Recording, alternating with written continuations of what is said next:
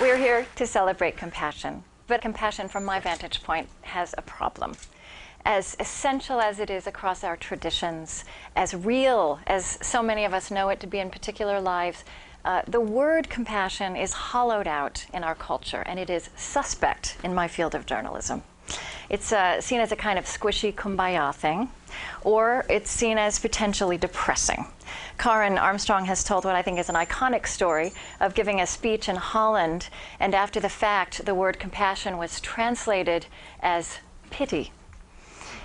Now, compassion, when it enters the news, too often comes in the form of feel-good feature pieces or sidebars about heroic people you could never be like, or happy endings, or examples of self-sacrifice that would seem to be too good to be true most of the time. Our cultural imagination about compassion has been deadened by idealistic images. And so what I'd like to do this morning for the next few minutes is perform a linguistic resurrection. And I hope you'll come with me on my basic premise that words matter, that they shape the way we understand ourselves, the way we interpret the world, and the way we treat others. When this country first encountered genuine diversity in the 1960s, we adopted tolerance as the core civic virtue with which we would approach that. Now, the word tolerance, if you look at it in the dictionary, connotes allowing, indulging, and enduring. In the medical context that it comes from, it is about testing the limits of thriving in an unfavorable environment. Tolerance is not really a lived virtue, it's more of a cerebral kind of assent, and it's too cerebral to animate guts and hearts and behavior when the going gets rough. And the going is pretty rough right now. I think that without perhaps being able to name it, we are collectively experiencing that we've come as far as we can with tolerance as our only guiding virtue. Compassion is a worthy successor. It is organic across our religious, spiritual, and ethical traditions, and yet it transcends them. Compassion is a piece of vocabulary that could change us if we truly let it sink into the standards by which we hold ourselves and others, both in our private and in our civic spaces. So what is it, three-dimensionally? What are its kindred and component parts? What's in its universe of attendant virtues? To start simply, I want to say that compassion is kind. Now, kindness might sound like a very mild word, and it's prone to its own abundant cliche. But kindness is a kind of everyday byproduct of all the great virtues. And it is a most edifying form of instant gratification. Compassion is also curious. Compassion cultivates and practices curiosity. I love a phrase that was offered me by two young women who are interfaith innovators in Los Angeles, Aziza Hassan and Malka Fenyvesi. They are working to create a new imagination about shared life among young Jews and Muslims. And as they do that, they cultivate what they call curiosity without assumptions.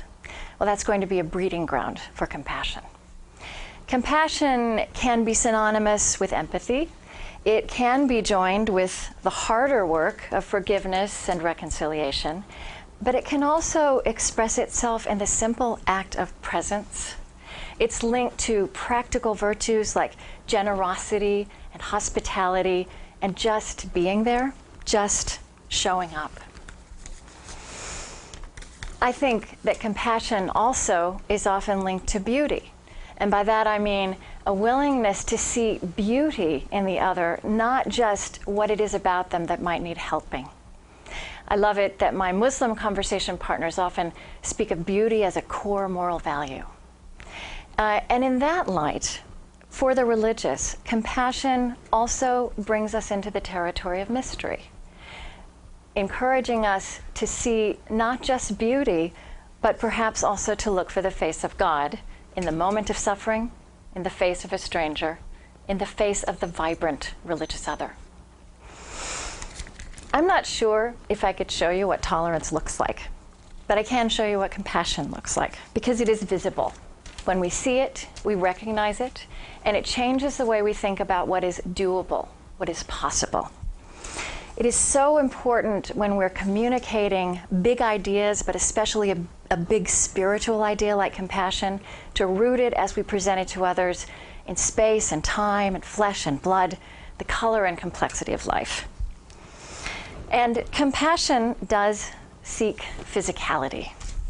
I first started to learn this most vividly from Matthew Sanford.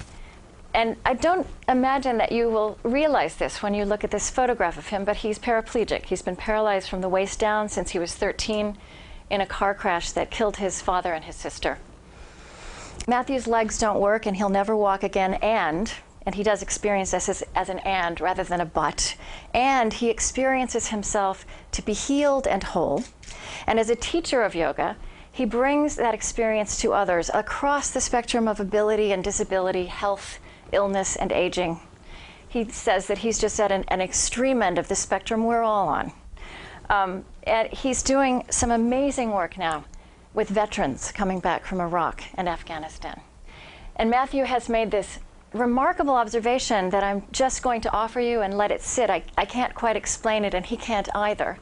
But he says that he has yet to experience someone who became more aware of their body in all its frailty and its grace, without at the same time becoming more compassionate towards all of life.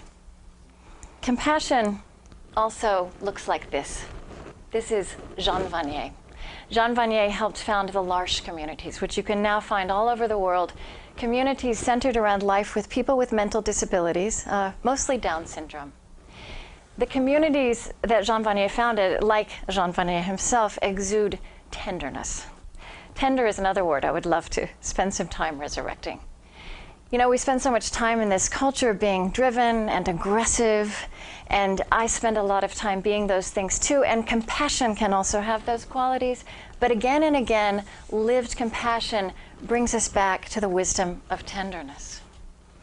Jean Vanier says that his work, like the work of other people, his great beloved late friend Mother Teresa, is never in the first instance about changing the world. It's in the first instance about changing ourselves. He says that what they do with L'Arche is not a solution, but a sign. Compassion is rarely a solution, but it is always a sign of a deeper reality, of deeper human possibilities. And compassion is unleashed in wider and wider circles by signs and stories, never by statistics and strategies. We need those things too, but we're also bumping up against their limits. And at the same time that we are doing that, I think we are rediscovering the power of story. That as human beings, we need stories to survive, to flourish, to change. Our traditions have always known this, and that's why they have always cultivated stories at their heart and carried them forward in time for us. There is, of course, a story behind the key moral longing and commandment of Judaism to repair the world, tikkun olam. And I'll never forget hearing that story from Dr. Rachel Naomi Remen, who told it to me as her grandfather told it to her, that in the beginning of the creation, something happened, and the original light of the universe was shattered into countless pieces. It lodged as shards inside every aspect of the creation, and that the highest human calling is to look for this light, to point at it when we see it, to gather it up, and in so doing, to repair the world. Now, this might sound like a fanciful tale. Some of my fellow journalists might interpret it that way. Rachel Naomi Remen says this is an important and empowering story for our time, because this story insists that each and every one of us, frail and flawed as we may be, inadequate as we may feel, has exactly what's needed to help repair the part of the world that we can see and touch. Stories like this, signs like this, are practical tools in a world longing to bring compassion to abundant images of suffering that can otherwise overwhelm us. Rachel Naomi Remen is actually bringing compassion back to its rightful place alongside science in her field of medicine, in the training of new doctors.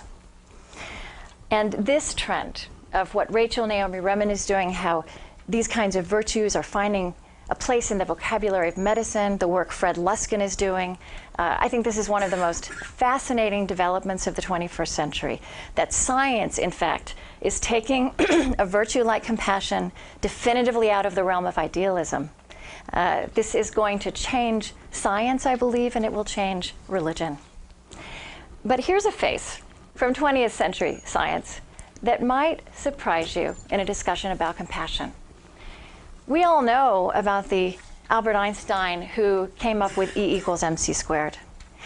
We don't hear so much about the Einstein who invited the African-American opera singer Marian Anderson to stay in his home when she came to sing in Princeton because the best hotel there was segregated and wouldn't have her. We don't hear about the Einstein who used his celebrity to advocate for political prisoners in Europe or the Scottsboro Boys in the American South. Einstein believed deeply that science should transcend national and ethnic divisions. But he watched physicists and chemists become the purveyors of weapons of mass destruction in the earliest 20th century.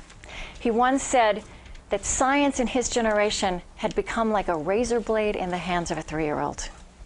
And Einstein foresaw that as we grow more modern and technologically advanced, we need the virtues our traditions carry forward in time more, not less.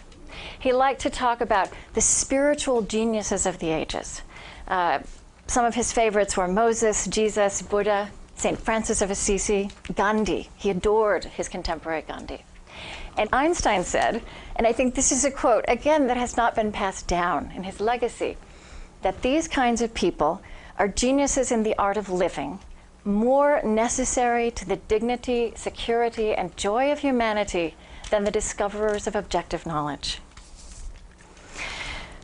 Now, invoking Einstein might not seem the best way to bring compassion down to earth and make it seem accessible to all the rest of us, but actually it is. I want to show you the rest of this photograph, because this photograph is analogous to what we do to the word compassion in our culture. We clean it up and we diminish its depths and its grounding in life, which is messy. So in this photograph, you see a mind looking out a window at what might be a cathedral. It's not. This is the full photograph, and you see a middle-aged man wearing a leather jacket, smoking a cigar, and by the look of that paunch, he hasn't been doing enough yoga. We put these two photographs side by side on our website, and someone said, when I look at the first photo, I ask myself, what was he thinking? And when I look at the second, I ask, what kind of person was he? What kind of man is this? Well, he was complicated. He was incredibly compassionate in some of his relationships and terribly inadequate in others. And it is much harder often to be compassionate towards those closest to us, which is another quality in the universe of compassion on its dark side that also deserves our serious attention and illumination. Gandhi, too, was a real flawed human being. So was Martin Luther King Jr., so was Dorothy Day, so was Mother Teresa. So are we all. And I want to say that it is a liberating thing to realize that that is no obstacle to compassion, following on what Fred Luskin says, that these flaws just make us human. Our culture is obsessed with perfection and with hiding problems.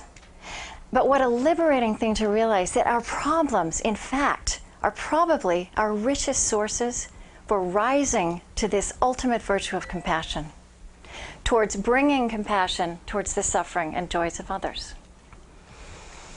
Rachel Naomi Remen is a better doctor because of her lifelong struggle with Crohn's disease. Einstein became a humanitarian not because of his exquisite knowledge of space and time and matter, but because he was a Jew as Germany grew fascist. And Karen Armstrong, I think you would also say that it was some of your very wounding experiences in a religious life that, with the zigzag, have led to the Charter for Compassion. Compassion can't be reduced to sainthood any more than it could be reduced to pity. So I want to propose a final definition of compassion. This is Einstein with Paul Robeson, by the way. And that would be for us to call compassion a spiritual technology. Now, our traditions contain vast wisdom about this, and we need them to mine it for us now. But compassion is also equally at home in the secular as in the religious. So I will paraphrase Einstein in closing and say that humanity, the future of humanity, needs this technology as much as it needs all the others that have now connected us and set before us the terrifying and wondrous possibility of actually becoming one human race. Thank you.